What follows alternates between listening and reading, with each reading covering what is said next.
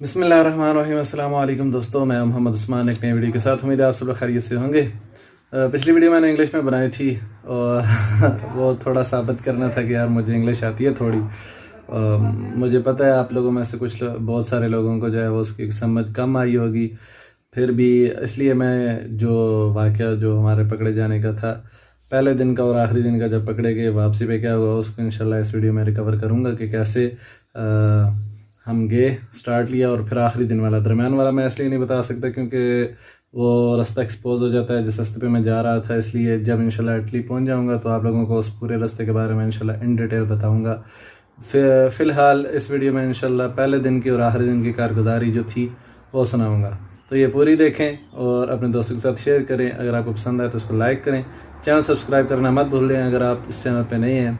मैं आपको बताऊँगा बोस्निया से लेके इटली तक के सफ़र के बारे में तमाम ख़बरें और तमाम बातें जो हो सकती हैं। अस्सलाम वालेकुम दोस्तों, कैसे हैं? उम्मीद है खैरियत से होंगे। मैं हूं मोहम्मद उस्मान, ये है अब्दुल्ला। हाय बोलो भाई। हाय भाई। और ये हमारे चाचा। इस वक्त हमारी तारीख है जी इंशाल्लाह इटालिया के लिए रवाना हो रहे हैं, बोस्निया से क्रोशिया। और तारीख है आज यकम दो जून है और फिर भी बोस्निया में सर्दी काफ़ी है। खैर तैयारी क्या हम लोगों ने की है, ये बैग हमारे तैयार हैं और कुछ नौजवान जो हैं वो अभी अब्दुल्ला जो है वो पैकिंग कर रहा है अपने सामान की। क्या पैकिंग की है अब्दुल्ला? चलो पहले ये बताते हैं क्या पैकिंग की है। आपको हम अपना दिखाएं। अब्दुल्ला अभी हमें अपनी पैकिंग के बारे में दिखाएगा। ये देखें, दालें हमने ये गोश्त डाल ली। ये कच्चा गोश्त है, इसको कहते हैं यहाँ की जुबान में पाश्ता। और ये कच्चा गोश्त होता है, ये उधर ऑर्गेनाइजेशन वाले जो होते हैं रेड क्रॉस वाले वो देंगे। ये मेवे हैं, ये हमारी दवाइयाँ जो हमें चलाएंगी रास्ते में। ये गोलियां वगैरह ली हैं और बाकी मोजे वगैरह हैं। और हमारे ये इसके अंदर ये रोटियां पड़ी हैं। रोटियाँ हैं ना। और वो जो सामने आपको नजर आ रही है ब्रेड टाइप, वो है जनाब क्या कहते हैं, सोमिया इनकी जुबान में कहते हैं, जो बंद होते हैं पाकिस्तान में, लॉफ, वो है। और ये सारे हमारे बैग हैं। कितने बंदे हैं हम जी? 1 2 3 4 5 और छठा ये मेरा बैग है। स्लीपिंग बैग साथ में पीछे बांधा हुआ है ताकि ऊपर इसके शापर वगैरह चढ़ा दिया है ताकि रास्ते में बारिश वगैरह हो या कोई और ओस वगैरह से बचे रहें। बाकी सुबह सुबह हम लोग जब आए थे, सो रहे थे यहाँ पे। हमारा जो कमरा है, हमारा कमरा शरीफ भी आप देख लें एक दफा फिर से। 5 स्टार कमरा है। हाँ, ये 5 स्टार कमरा था लेकिन अब नहीं रहा। खैर जब हम सुबह सो रहे थे यहाँ पे तो सुबह पुलिस वाला आया, उसने ऐसे जोर से दरवाजे बजाए। कल भी आए थे लेकिन हमने समझा शायद ये कल वाला ही रिप्ले है, फिर बाद में पता चला जनाब ये तो नए लोग आ गए। तो उसने सुबह उठा के सबको भगा दिया। 26 लोग थे हम, 26 तकरीबन बंदे थे, सबको भगा दिया। खैर वो तो जो लड़के बाकी थे वो पकड़ के वापस आए थे, तो इसलिए वो तो चले गए बीरा कैंप की तरफ और हम लोग जो हैं वो अभी वापस आए हैं। ये हमारे खाने का सामान पड़ा हुआ है, ये डब्बे वब्बे सब यहाँ पे। ये अली लोग सोते हैं, दूसरा कमरा है। और बाकी जो लोग हैं वो चले गए और हम लोग वापस आके अब गेम पे निकलने वाले। इंशाल्लाह दुआ करें हमारे लिए, अल्लाह हमको कामयाब करे। और बाकी जो लोग पाकिस्तान में उनके लिए ये एडवाइस है कि ना आए कोई इतना। जब पहुंचेंगे फिर आपको बताएंगे जी इटली में क्या रखा है। फिलहाल तो कोई नहीं है, दुआ करें बस इंशाल्लाह पहुंच जाएं। और ये जो आपको चीज़ नज़र आ रही है ये क्या है? ये है असल में स्लीपिंग फोम है। ये अगर आपको दिखा सकूं, ये स्लीपिंग फोम है, स्लीपिंग मैट आप कह सकते हैं, स्लीपिंग फोम कह सकते हैं। ये ऑर्गेनाइजेशन वाले जो रेड क्रॉस वाले वो दे के गए हैं। वो खाना इधर गाय बगाया के देते रहते हैं 2-3 दिन बाद, कभी क्या देते हैं कभी क्या। ये ब्रेड उन्होंने दी थी आज, ये ब्रेड का एक पैकेट दिया है उन्होंने। ये तेल जो है ये तो हम खुद लाए हैं। और ये मछली का डब्बे, और ये मछली का डब्बा लाए थे, ये दे के गए हैं।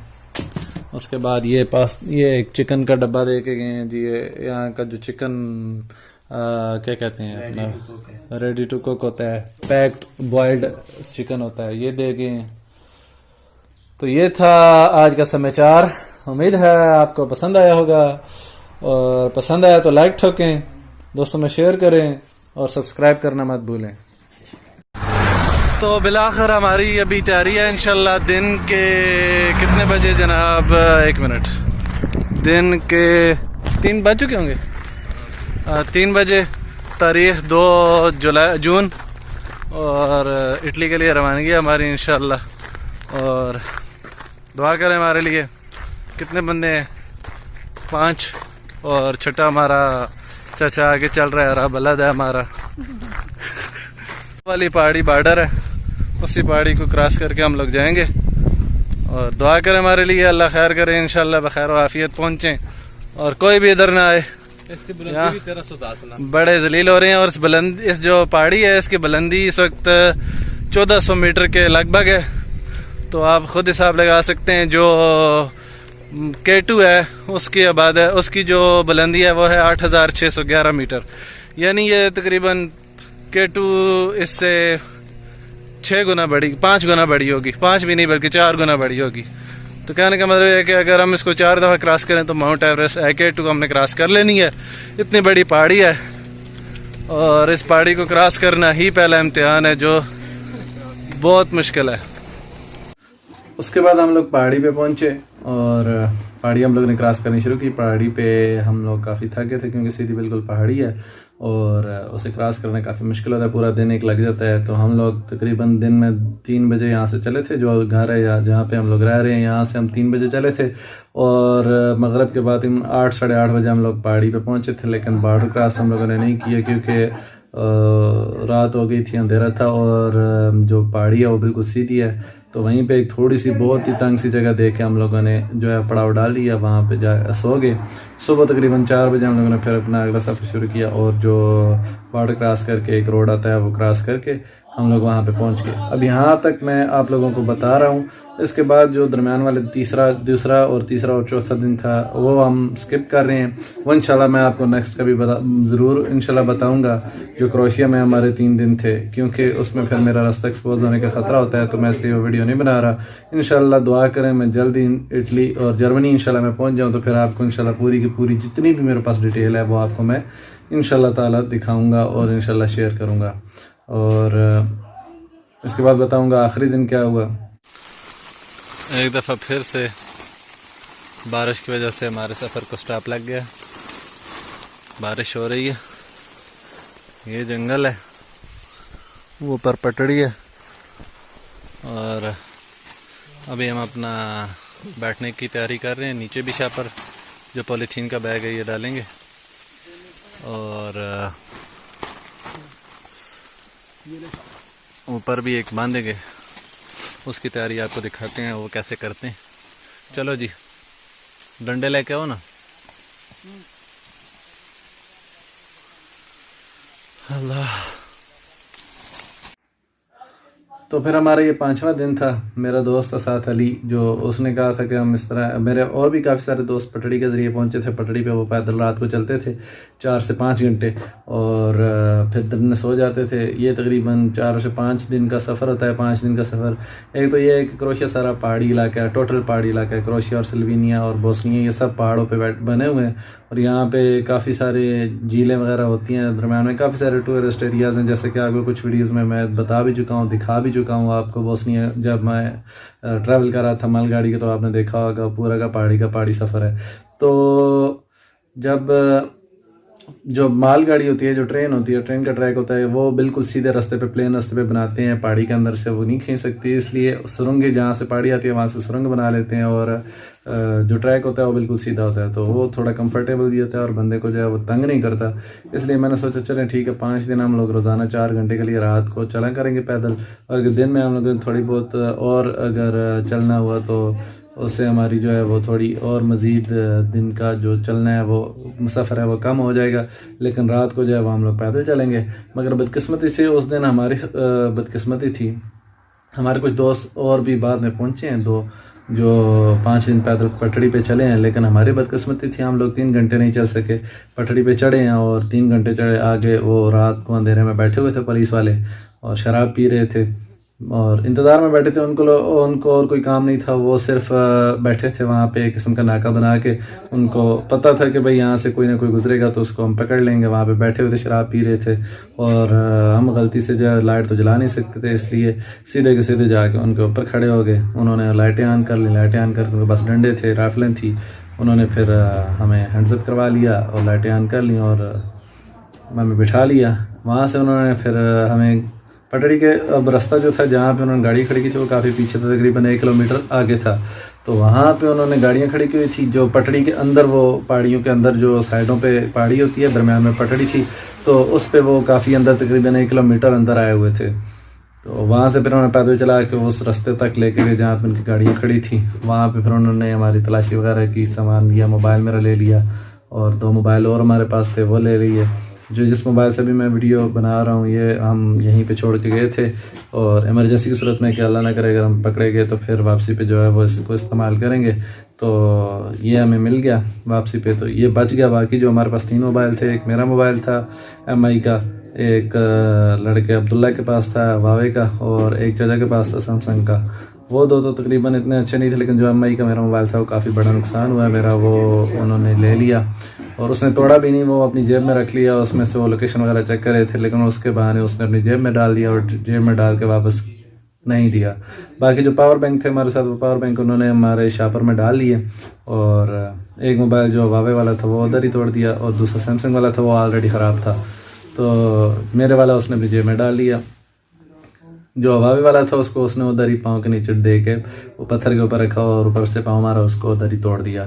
फिर हमें उन्होंने खुम्बी में डाला, वैन बुलाई, वैन बुला के उसको हमें डाल के तकरीबन 2 घंटे उन्होंने गाड़ी चलाई होगी। गाड़ी चला के जो बिल्कुल बॉर्डर के पास उनका एक थाना है वहाँ पे ले गए, और वहाँ पे पहले भी मैं 2 दफ़ा गया था, लेकिन इस दफ़ा इन्होंने क्या किया जी, क्योंकि हम सुबह 4 बजे पकड़े गए थे, रात को 1 बजे हमने सफ़र शुरू किया और सुबह 4 बजे हम पकड़े गए।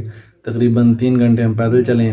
तो वहाँ पे फिर वो जो उनकी वैन थी, पुलिस वैन, वो आते आते तकरीबन सुबह के 5, साढ़े 5, 6 बज गए। और यहाँ पे जो है वो दिन का सूरज जो है जल्दी निकलता है, 5 बजे बिल्कुल जो है वो सूरज निकल आता है, सुबह हो जाती है। तो वो फिर थाने ले गए। तकरीबन 8, साढ़े 8, 9 बजे हम लोग थाने पहुँचे। थाने में पहुँच के उन्होंने इतने भूखे नंगे हैं ये क्रोशिया वाले, अल्लाह माफ़ करें। इनकी जो लोकल इनकी करेंसी है वह है कूना, और वो बड़ी मतलब घटिया सी करेंसी है, जिस तरह ये सर्बिया वगैरह की है। ये कोशिश बड़ी कर रहे हैं अपना एक अच्छा बच्चा, जैसे वो यूरोपीय यूनियन में तो ये हैं, लेकिन ये शेंगेन नहीं है।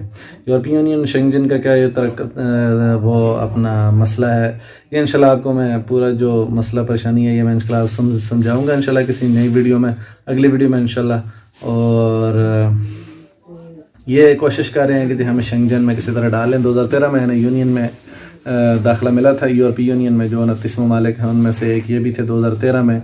बिल्कुल यंगेस्ट इनको कहा जाता है, ये एंट्री है यूरोपीय यूनियन की, तो इसलिए ये बहुत अच्छा बच्चा बनने की कोशिश कर रहे हैं। यूरोपीय यूनियन का, जर्मनी का, बेल्जियम का और इटली का और फ्रांस वगैरह का जो बड़े और ताकतवर मुल्क हैं, उसके लिए ये फिर बड़ी तरह वो कोशिश करते हैं, और बस मतलब कि किसी तरह हमें जो है वो शेंगेन में एंटर कर लें। और जर्मनी ने फिर इनको थोड़ी सब्ज़ इशारा भी दे दिया इनको कि भाई ठीक है, हम कोशिश करेंगे तुम लोगों को वो पेपर पे जो है वो शेंगेन में डालने की, वोटिंग के लिए कोई पेपर वर्क हमारा शुरू करें। तो इस वजह से इनको ये लालच है, इस वजह से ये अच्छा बनने की कोशिश कर रहे हैं। इस वजह से यूरोपीय यूनियन के लिए कि भाई हम बॉर्डर जो हैं वो बिल्कुल हमारे वो महफूज हैं, और यूरोपीय यूनियन में इमिग्रेंट्स को नहीं दाखिल होने देंगे, और हम लोग बहुत ही अच्छे बच्चे हैं, और इस वजह से ये सब कुछ कर रहे हैं। सल्वीनिया में इतना वो मसला नहीं है, लेकिन सल्वीनिया क्योंकि बिल्कुल आखिर में आता है, इसलिए वहाँ पे 1 दिन का पैदल आता है, ये मसला है। अच्छा, वो हमें थाने ले गए। थाने ले जाके इतने गरीब, इतने भूखे हैं कि हमारी उन्होंने स्लीवें तक चेक की हैं, वो जो शर्टों वगैरह की हैं, वहाँ से पैसे,